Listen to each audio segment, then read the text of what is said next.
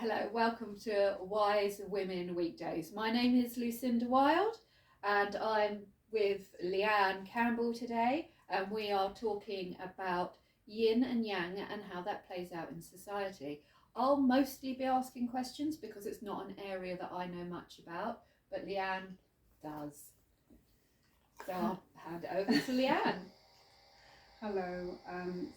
Today I thought it'd be a nice subject on this whole the Wise Women Weekdays. It's all about looking at different subjects and how we can best use our information in order to enhance life. That's the way I see it. And I thought a good subject would be looking at Yin and Yang, which is like, it's the basis of a lot of ancient practices, Chinese philosophy in particular.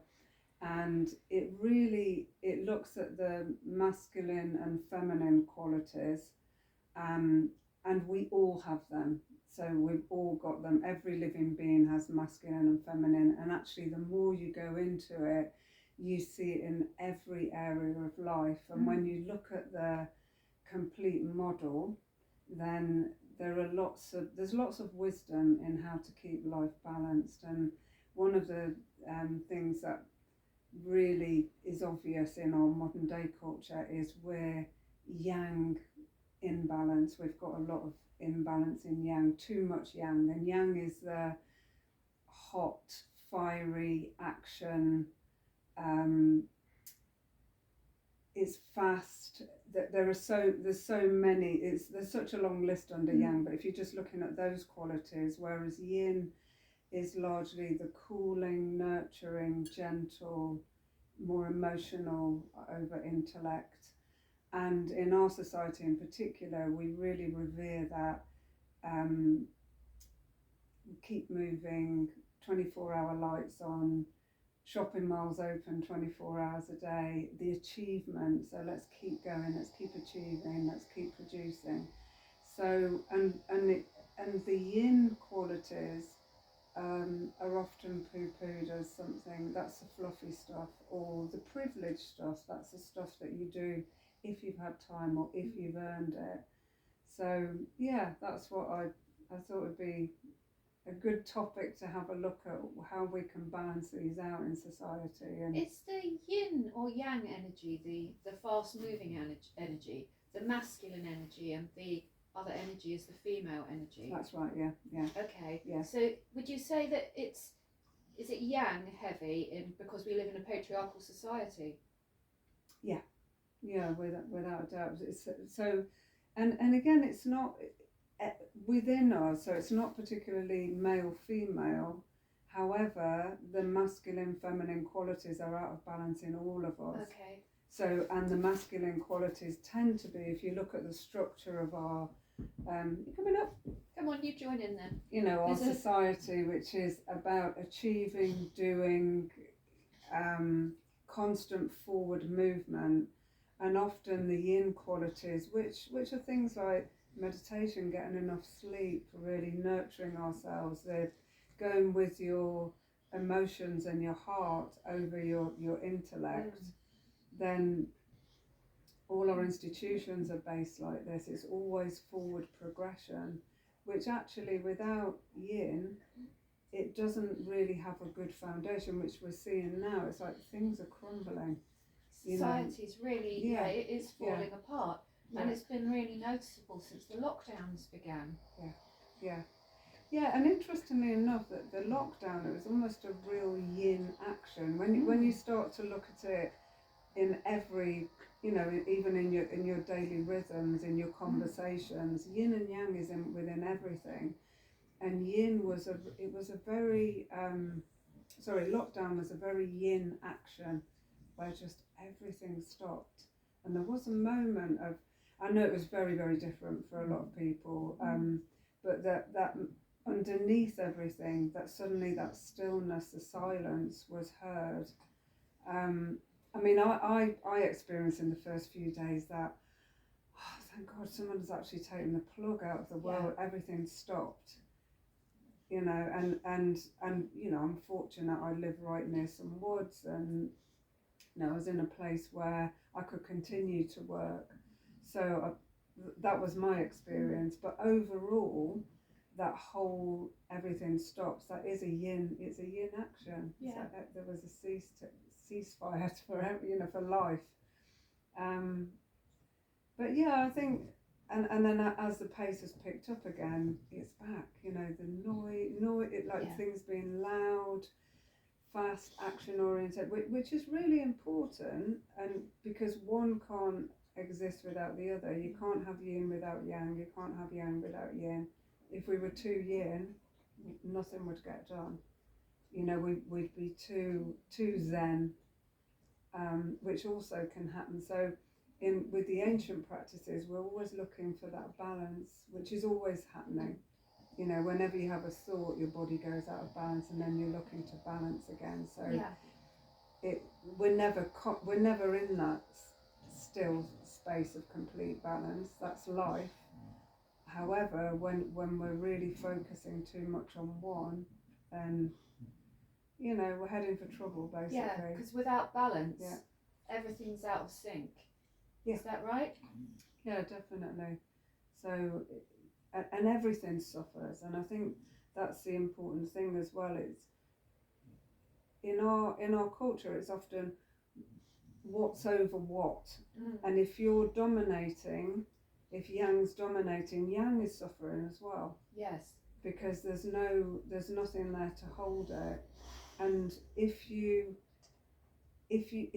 one respects the other, then you've got that perfect dance really of how our health should be, how our daily rhythm should be, how we interact. So there's a time to rest, there's a time to honour that deep nurturing, there's a time to really go within and follow your heart, listen to your emotions and allow them to be guided.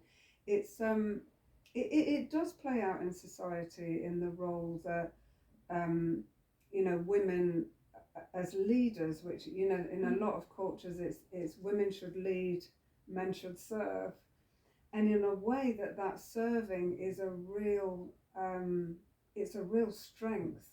Yes. However, the yin quality will encompass everybody, and I believe it's not necessarily, it doesn't have to be women, but that yin quality does need to be present, and that can be present in male leaders as well, if we begin to really embrace that both is important, that both is equally important. So Donald Trump, if he embraced his yin, things could get a lot better. Yeah. Definitely, yeah. Maybe someone should just tell him. Donald Trump, embrace your yin. What are you talking about? Yeah. So does that make sense to you? Can you see that? Yeah, I can see that there's definitely more yang energy, because we do go 100 miles an hour.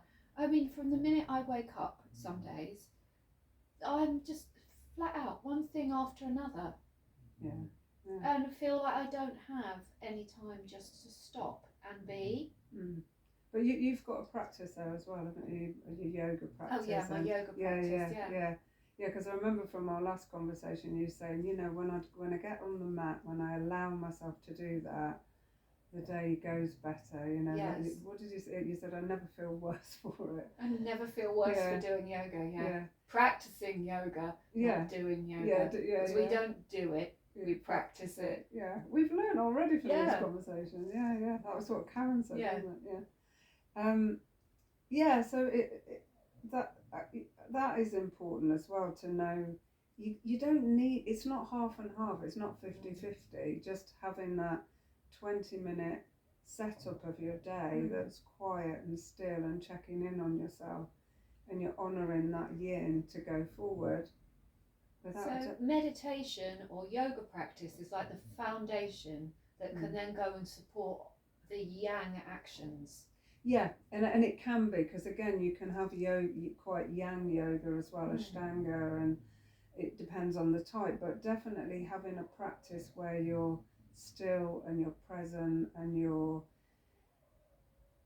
just being. I suppose if you, I guess I'd see it as, yeah, yang is the doing and yin is the being, and when you've got that together, then you.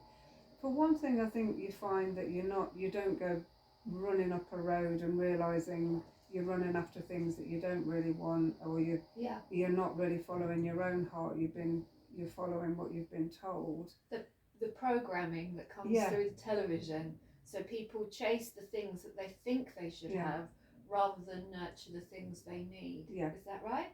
Yeah. And I think that's an aspect of the yin quality. When that's in your life, you can listen.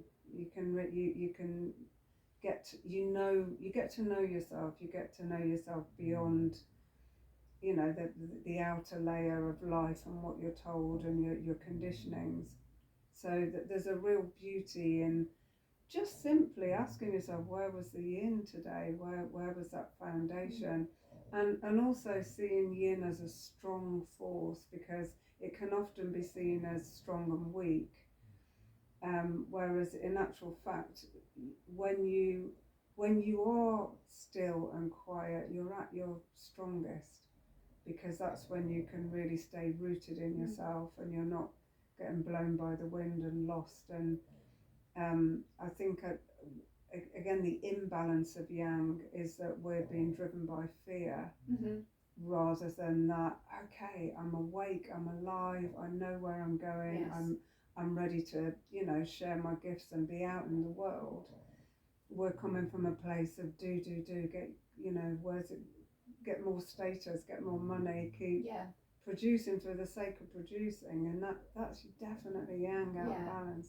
Because yang is a beautiful thing, when it's in balance. But the fear of lack that our society has, rather than embracing the abundance, is a definite yin and a yang, isn't it? Because rather than being grateful for what is, we're constantly striving for more. Yeah, it's like what next? And also what you were saying about the yin and the yang, the yin possibly being weak, but the male energy, the yang energy being strong, makes me think of something that Andrew Tate was saying. And he says that women are weak and ruled by emotions, but that's because he must be viewing the world as male, female, men are strong, women are weak. And that's really interesting as well. Why are emotions weak? Yes, why are emotions weak? Because in actual fact, it depends on your type as well. Because for many people, men included, emotions which are, a lot of men have strong yin, and they're not allowed to express it in our society. But the emotion for them, feelings are facts. Yes. Whereas the yang aspect, out of balance particularly, is facts are facts. So everything's split. Whereas for many people, I think all of us as well, even your top entrepreneur males will say, I go by my gut. Well, what do you think that is then? That's intuition. What is the gut? That's that real listening in your body, which then that you respond to. But if we honoured that and recognised that, and again without the home and having a place where you're really nurtured and where you rest, where you take care of yourself, then what have we got? We don't have anything, do we? It's just all doing and no resting. And then if you're constantly doing, you burn out and there's nothing left. Yeah, exactly. And you can see that's what's happening. If you look out in the world, we're just getting to the point that, in actual fact, the foundations are crumbling, aren't they now? Society you can is see crumbling. it without a doubt, and all our institutions are crumbling. Yeah, because the healthcare system is failing. There's no law and order. The police can't protect and look after people that need it. Yeah. And I was thinking of the education institutions, they're also failing. I think because they're basically just churning kids out to go and work in the yang energy. And it's that linear way of teaching as well, that it's just one thing after another and after another after another in order to get somewhere. And actually, if you look at looking at the tides, you've got when the tide's coming in, that flush, you've got the yang, and then there's the drawback of the yin. So you see it in everything. And I just remembered, because I followed the unschooling method with my daughter with education. So it's where you just keep following your passion. So she didn't go to school, and I really noticed a lot of my we did it in a group, so we had a community, but you notice your own ways that you've been conditioned, that there are the theory and the practice is that you're hands off, you provide, but they follow their own. It's self-directed, and it was hard at times not to be, and now this, and now the next thing. And I remember when she first learned to swim, we'd been going, she was about 5 or 6, and we'd been going since she was, really little, and had never tried to swim, wasn't interested. She had a float soon, kept taking bits out, and there was a bit of me wanting her to swim. And then one day, she was 5, I think, and she did a couple of strokes without. And of course I got all excited thinking, okay, well next week maybe we'll go and she'll do 3 or 4. And now she's on this progression. And we went the next week and she didn't even try at all. She was back playing, not interested. And she didn't actually go back to doing it until it was a couple of months later. And I was thinking, I really wanted to swim, because we were going on holiday as well. And I wanted to, wanted her to enjoy it and to know she was safe. And anyway, we went on holiday, and again, nothing, just played the whole time, pool and sea every day. We got back and we went swimming with a group of us. We walked into the swimming pool and I turned back, I'd forgotten something. And when I looked round, she'd lined up at the deep end with all her friends who could swim. And they were just doing the 3, 2, 1 jump. And I was just like, what? You can't swim. And she just jumped in and swam. And she swam the whole session. And it made me realise, actually, just those few strokes and then carrying on playing, feeling the water, all the other things, that was that yin aspect of just draw back. We're not, and we do that when we were trying to learn something. Often you push yourself for the next, whereas if you go, the integration's really important, and that's what we don't have time for. To break and process and reflect on what we've learned. That's an essential part of the learning process. I mean, when I'm training people with their dogs, they want that linear thing. They want their dog to do something and then do something else and do something else. But actually, let the dog find its space. Give it some yin. And let things settle in. And the dogs respond by showing you what they've learned, rather than just pushing them to the next thing. Pause and observe. That's really nice. And animals, they're so in tune with it as well, aren't they? Because they won't listen to you. They'll just like, okay, no, I need to integrate this.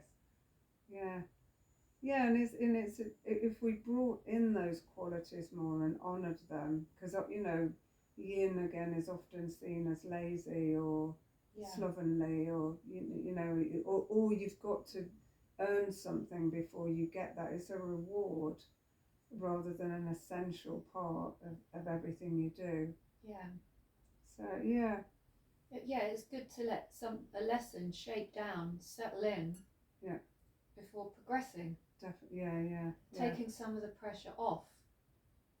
And I think that's what yin does as well. It's not afraid to step back and rest and just, okay, let's see. You don't have to keep flying forward. But if everything was all yin, then no one would ever get anything done. Exactly. And I think that's the most important thing with anything. It's not one thing or the other, and in our culture we get really, who's right, who's wrong, which is the right way, which is the wrong way, and actually there isn't. And if there's a bit of everything and we brought the wisdom together, then you've got the wholeness, and also everybody's different. Well, it's like the political system. You're either left or Yeah, you're right. Yeah. You can't go, well, actually, I quite like that, and I quite like that, because the people that are embracing the dogma and picking a side and not being disloyal to their side are missing out on the richness of seeing other knowledge. Yeah, exactly. Yeah, either side misses out. Yes. And actually, we all know that feeling of when you're just going, you're exhausted, and there's nothing there to hold you, or you feel like you've got nothing left. Yeah, that's the time to get back to your foundation. Yeah. This is Yin. That's Yin, definitely. Demonstrating Yin perfectly. Thank you. And it's good because he is a he, and people look at him and think that's a masculine energy because he's big, he's muscular, but actually he naturally drops into his Yin space. Yeah. And there is actually something really powerful about seeing that in anybody, but seeing that in a man, to be able to really nurture and to be quiet and to step back. It's a real strength. It takes strength to do that. It takes strength to stop when you need to stop, listen to yourself when you need to listen to yourself. And I think if we switched it round and we start to see it like that, then it will be embraced more. We often say, oh, I'm just always looking after everyone else, or I never stop, or they work really hard, and we see those as virtues. But actually, where do you really celebrate the fact that somebody might just have really good boundaries, and that they're great because they will rest when they need to, they'll stop when they need to stop. And if we we were talking about stories like last week when on what were we talking about, yoga, and it's changing the story. It's just like, what if this was a really powerful thing to explore, and why don't we do more of it? Little simple things like, I know it was in Sweden that they let the schools, the teenagers sleep in an hour because they recognised that they needed more sleep at that time of life, and it really helped their exam results. Just actually having less schooling, an extra hour, and coming to school rested. It's well, for me it's a no-brainer. It's just like, but they do something similar in Japan. They allow people to have a longer lunch break so they can have a nap, possibly in a pod or something in the office space. Oh, amazing. And that increases productivity for the rest of the day. Because I know when I was employed, it doesn't happen very often, not employable, I'd go for lunch. After lunch I would feel a real slump, and I would be nodding at my desk because I'd be like, oh. And if only you had a chance to be able to just rejuvenate, rather than just have a half an hour where I would try and drink as much coffee as I could to stay awake for the afternoon and eat. If I could have had like a bit longer just to rest and take some time to breathe before going back into the monotony of whichever horrible job it was that I happened to have the misfortune of being in. You sure it was lunch putting you to sleep? Oh no, it could have been the job. It was a large financial corporation, which nobody likes.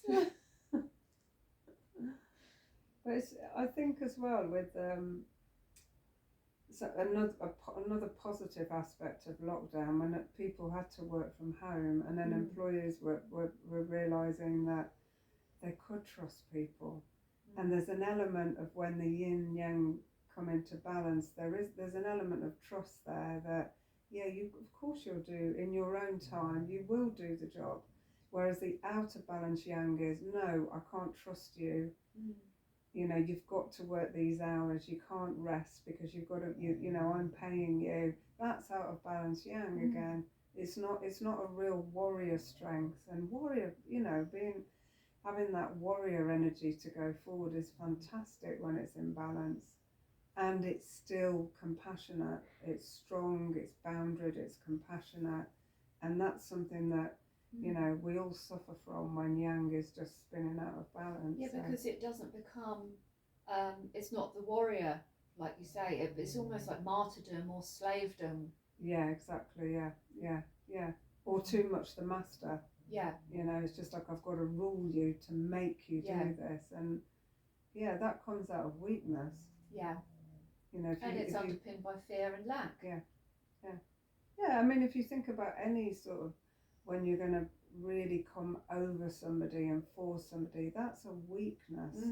That isn't, you know, that there's no strength in that. No, that's control. There's fear, anxiety, and bullying. Yeah.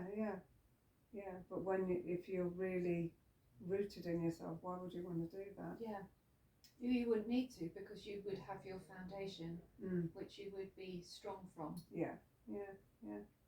So that's kind of yin. That's my views on yang without yin. Really, Let's get back to trust and putting your feet up now and again, having a cup of tea, sitting on the settee with a snoring dog. Because there's no shame in that. It's to take time for yourself and to be at ease. Then and we don't have to be constantly in battle on social media, picking a side and sticking with our side and arguing the point, because that's completely void of yin energy. That's all yang. Definitely. And I think the best way to do it is just to do it and demonstrate it. So the pressure for people to get vaccinated was also a yang energy then, because that was being controlled by governments through fear, increasing anxiety. Yeah. Well, I mean, I think the way we were locked down in general was, it was through fear, and well, I mean, even, you know, I got a letter through the other day. It was for a parking fine, and the whole language was, this will happen to you. It was very threatening. It was very kind of forceful, and that's often the approach. It's not, they won't trust you to say, okay, this is what's going on. You choose for yourself. Let's talk about this. It's like, you have to do this. You know, you've got to do it this way. There's more than one way to look after your house. Yes. And it's great to be able to, when you can relax and have that choice, then you know, you're looking after yourself. But the thing is, if you keep people in fear as well, it is easier to control. And that's my kind of rule of thumb with anything. When something gets blasted at me and it's really loud and it's constant, my choice is just to go, look, I don't know what this is about, but I'm stepping back. I'm not going to trust it, and I'm certainly not going to follow it blindly. Because why do you have to do it like this? You know, if you were strong in yourself and you had something to say and you really cared and it was valuable, you wouldn't need to do it like that. No. It's like, this is what's on offer. This is what we think. This is, you know, and that's something I you know, I think medicine is a really, really important part of the puzzle, but it's not the whole. It's not the whole thing. And I think it would be really good, you know, if to hear things like, listen, there's nothing more we can do. However, there's nothing you can do. Yeah. And this is the way. So again, it is a demonstration, I believe, of yang out of balance in that institution. When things come at me, how you describe, like fear-based, forceful bullying, I don't respect that. And as soon as I don't respect something, I shut off from it and go do my own thing. Yeah. And again, it's that thing, it's finding that way, because I know, like, when I was younger, I just get this pushback, and I'm coming back with yang. It's a bit like that. It's a bit like, I often see, like, you know, in a feminist movement, it's like, are you really honouring everything about you and saying, hey, wait a minute, this is really important? Or are you trying to prove that you're also can be masculine. Yes. And again, it's just worth asking that question, because it, in some ways we can then get competitive and then end up meeting it yang meets yang, rather than going, actually, can you, I thank you for that, but I'm gonna go and think about that and see how I feel. And there's something really powerful in that. So you're not fighting, and neither are you just going, right, okay, I'm going, you know, it's finding that way, isn't it? Like you say, like, you know when your boundary's there, and it's just like, no. That's it, enough. And that's really strong. And then it's like, then let's go back. And I think it's keeping the door open, isn't it? Being able to listen, and at the same time know when you know, this is the line for me. Yeah. And keeping it, and neither am I going to cross that line to come and fight you. You know, it's just being clear. So yeah, it's a good yin quality, that. Well, actually, it's interesting, because it's like the boundary is yang, but it's yang imbalance. It's like, whoop, no, and now I'm gonna, you know, make my own mind up. Thank you. So yeah, good point. So I did have something. You know when things pop into your head, you think, I must say that. Yeah. And it's gone. You'll remember it. I'll remember it. Yeah. So you're at home. Oh, apart from I'm at home. Yeah. I'll go out, catch the bus, and remember it. Is there anything else that you want to enlighten me about the yin and the yang? I know. Yeah. Well, you said it. I know we said at the beginning. You'll ask me, but you. Yeah. Because I mean, I think of the yin yang symbol, and it goes round. It's infinite. The yin and yang energy is infinite energy.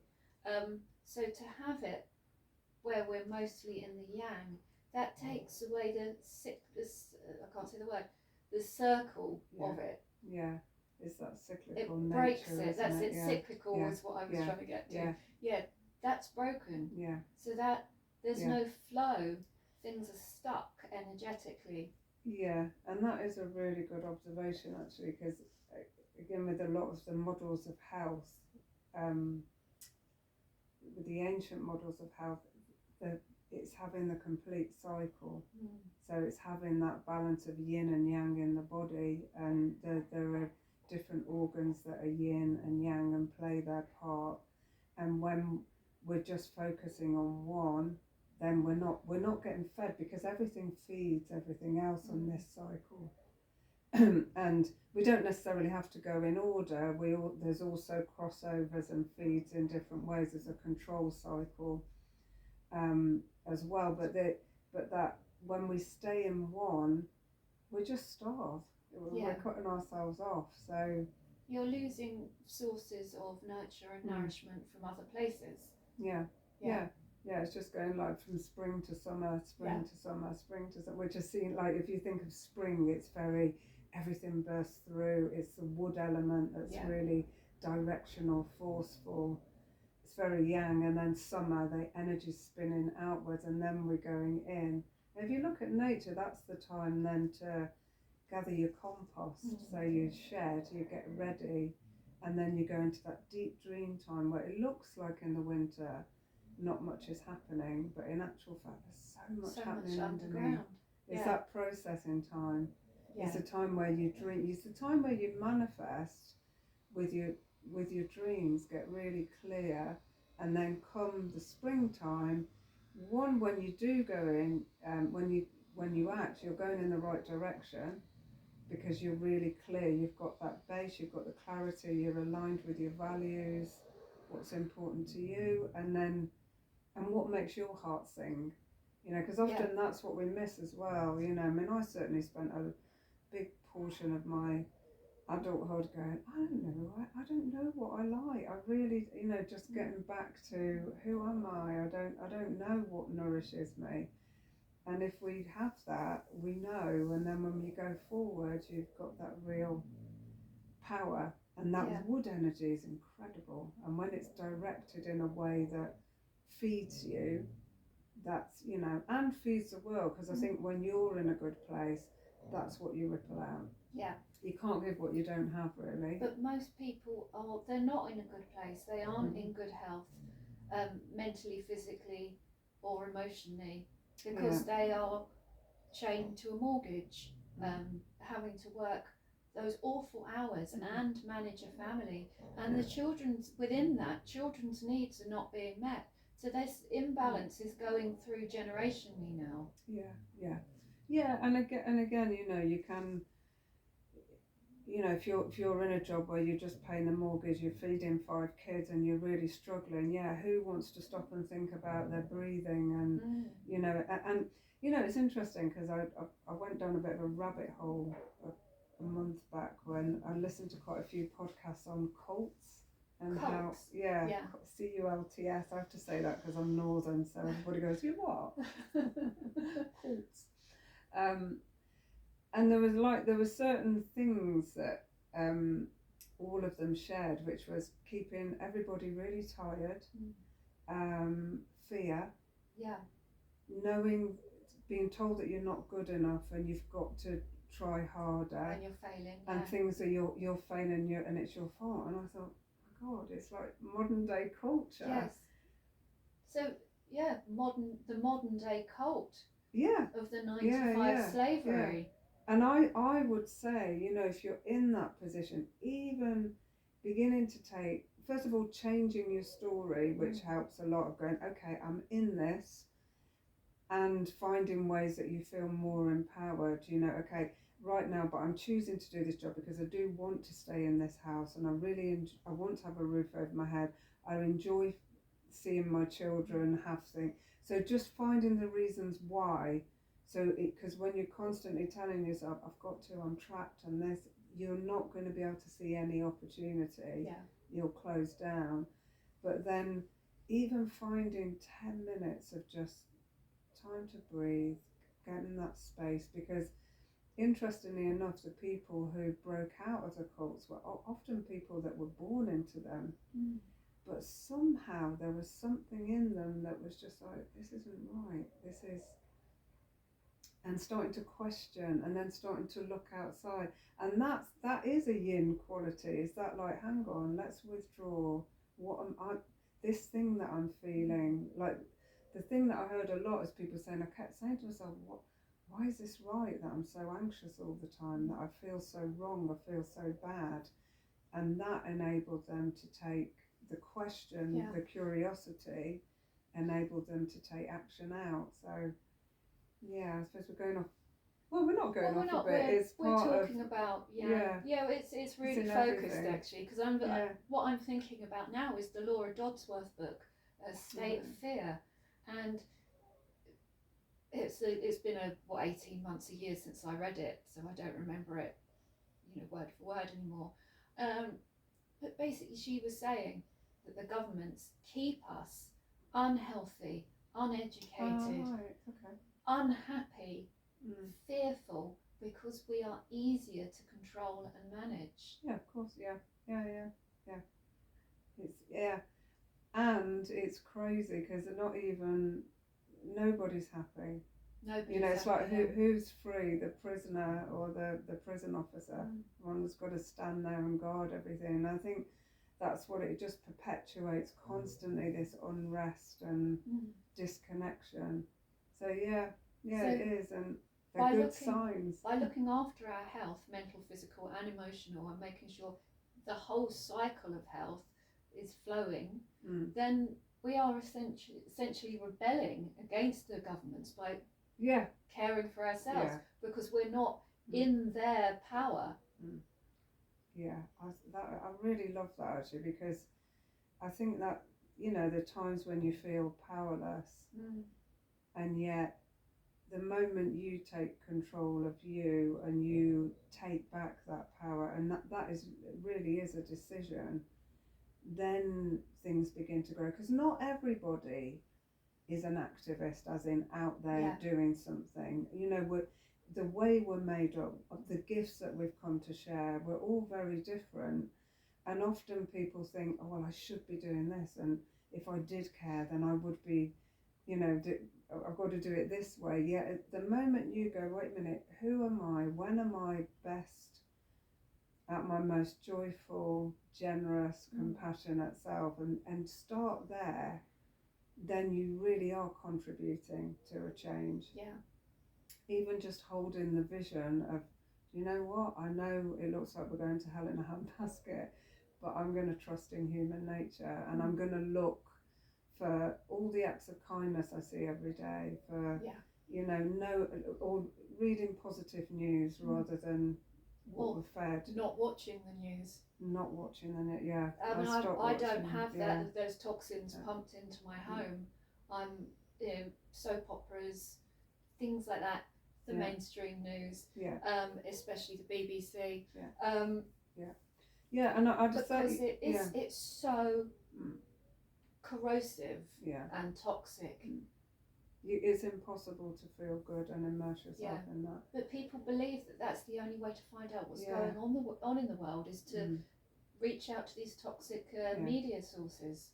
Yeah, and I think it's that thing as well, be informed but don't be inundated. Yes. If you really feel, okay, you know, because there are people that say, no, but I want to know what's going on. Okay, for me, I would go to other sources if I really wanted to know what was going on. But if you want to know, watch it once a week. You know what, it's the same thing every night. It's the same thing 24 hours a day. And when it's not one fear, it's always a fear. Always a fear. Well, even the weather now is fear-based. Is yang out of balance. It's alerts just like coming through to the phone. Yeah. The rain's going to start in 10 minutes. Oh, the rain's going to stop in 10 minutes.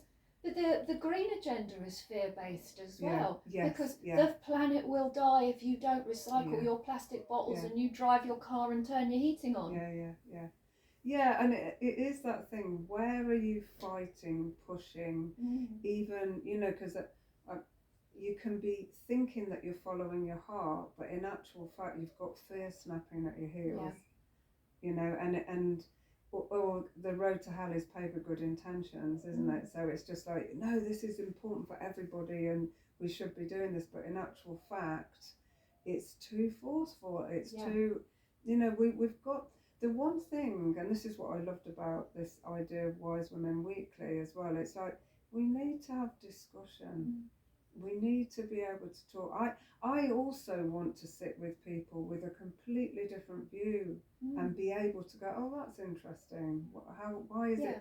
And I'm not saying I'm great at it, because I feel I'm getting much better at going, wait a minute, you want to be listened to, just listen, but let's really talk, because there's got to be a place for this, you know. And I think mostly people go in, you know, all guns are blazing, because we don't allow room for diversity. No. And it's actually closing down more and more, which is scary. Well, it's the erosion of freedom of speech. Yeah. Because we're not engaging in dialogue. We're just people just go at each other. Yeah. So the vaxxed and the unvaccinated just clashed. Yeah. And that was not constructive or helpful. Yeah. Talking to people about why they chose to have it or why they chose not to have it is much more constructive rather than you're killing your grandma. And that kind of thing is just cruel. And for me, where if it with that, it's just like, no, it's not okay. Even if you don't agree with me, even if you think I'm nuts for making whatever decision I choose to make, you know, it's my business. And if you, I think more than freedom of speech is the freedom to be heard. Yes. As well. It's just like, because it's almost like we're going off in these little groups and all being together and shouting at each other, but it's just like, when do we listen to the other side? You know, it's an interesting thing. Yeah, because there was that awful thing that happened in Lewis around the Speakers Festival back in 2019, where Katie Hopkins was literally hounded out of Lewis by really aggressive people standing outside the place that she was going to speak. And at the time I was saying to people that were involved in that protest, bullying, whatever you choose to call it, isn't it better to go in and ask Katie Hopkins why she says and thinks these things than cancelling her? Yeah, why are we so frightened that someone doesn't hold our opinion? Yeah. You know, what is that this, And I think again it's the subliminal messages of it's very religious in a way. There's right, there's wrong. You know, there's no redemption if you make a mistake. It's so ingrained in us that we are actually, we don't have spirituality, but we are religious in the way that we've really taken on the dogma, you know, and what you deserve, what you don't deserve, who deserves this, who's right, who's wrong, who's good, who's bad. And again, when you look at it, it is yin and yang completely out of balance. But this brings me back to the state of fear, the Laura Dodsworth book. If you weren't part of the COVID cult, then you were a heretic and you had to be denounced. Yes, it was very much that message, wasn't it? And it's like that with other movements as well. The trans movement, if you dare to ask a question, that Kathleen Stock, who was the professor at Sussex University, she merely asked questions about the philosophy that underpinned the trans movement, got labelled a TERF and was forced into leaving her job. Again, I think that's it's a religion, and she was a heretic. Yeah. It's like you J.K. Rowling as well, because somebody said, "Oh, she's a transphobic." So I just thought, well, I'll go and look for myself, and I looked at the things that she's written. And I just thought they're perfectly reasonable things to say, and she's clearly saying, "I've got trans friends. I would support anybody." And she asked a question. Now, I think, when people fight that, you've got to say, how would you feel if you were in that position? What are you buying into? And my feeling on this, something like that doesn't filter through so strongly in society if it's not serving as things as they are. You know, if it's not serving the fact that, great, we're getting divided, we're getting controlled, and it looks like it's all free and it's this is amazing, we're all doing what we want, but you're actually buying into this whole way of living, which is way too yang and way too controlled, and we need to wake up to that.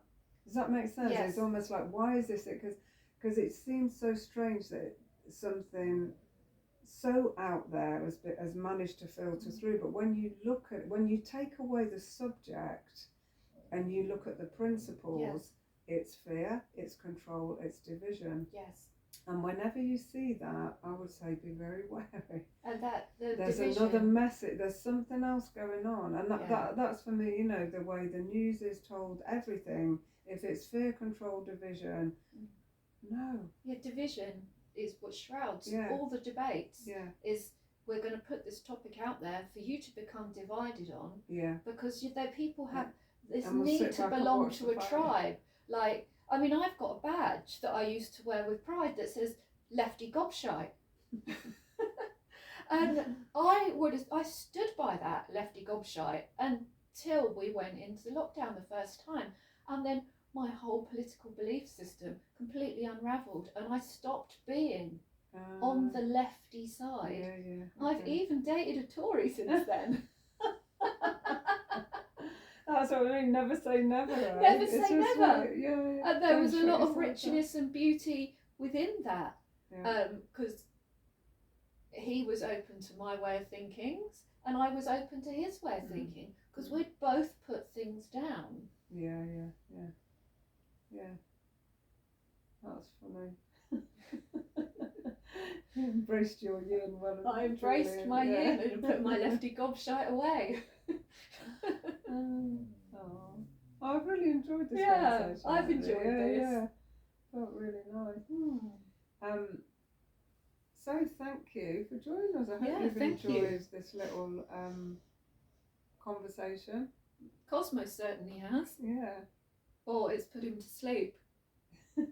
So, and don't forget, if you have enjoyed this, give us a comment, let us know what you think. This is what we think. Let us know what you think. Give us a thumbs up, subscribe. Please subscribe, because we want to get these conversations out to as many people as possible. And thank you for joining us. Because we'd like to get to being where Russell Brand is, with What is well over 1 million followers. No, 6 million. 6 Something million. 6.5 or something ridiculous. We need 6 million followers. So Yeah. come on, guys. Come on. Thumbs up, like We've us, only subscribe. got, what, 6,400,000 and something to go, and we'll be there. And, you know, every time we hit a milestone, Cosmo will get a biscuit.